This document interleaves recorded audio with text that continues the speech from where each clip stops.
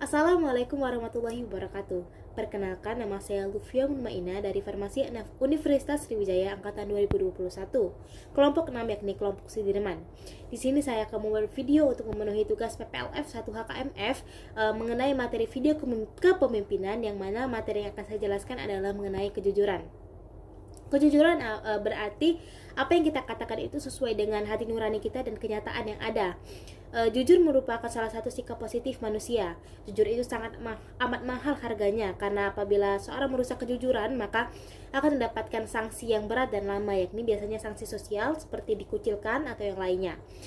Jujur merupakan satu kata yang sederhana, namun pada zaman sekarang sangat sulit ditemui dan sangat langka adanya.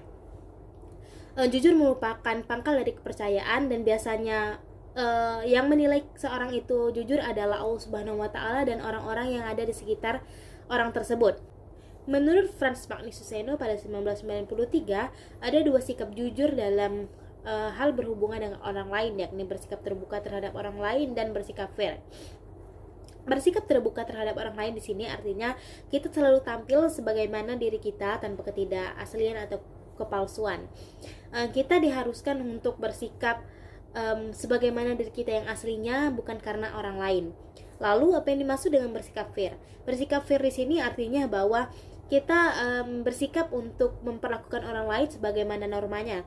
Kita memperlakukan orang lain sesuai dengan struktur norma dan kaidah-kaidah yang berlaku sebagaimana ia diperlakukan oleh orang lain. Seperti yang telah dikatakan sebelumnya, bahwa kejujuran merupakan suatu hal yang sangat langka. Sekarang ini banyak orang yang sudah tidak bersikap jujur lagi, baik itu anak kecil maupun orang dewasa.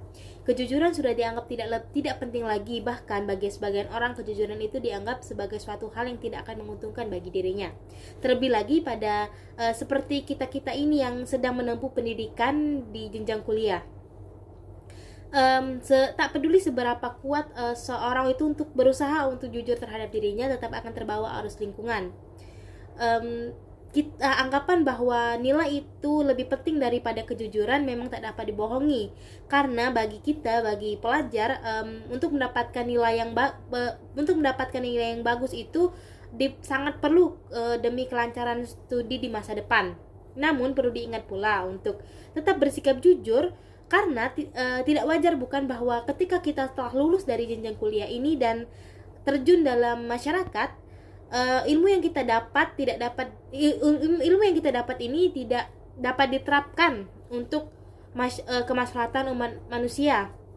Nah, apabila ada seorang itu bertanya kepada kita mengenai suatu hal yang kita pelajari, namun kita tidak tahu jawabannya, kan agak aneh apabila kita membuka buku terlebih dahulu, di mana 4 tahun pembelajaran kita yang kita lalui sangat lama itu, namun tidak ada apa-apa yang dapat kita jawab untuk membantu orang tersebut.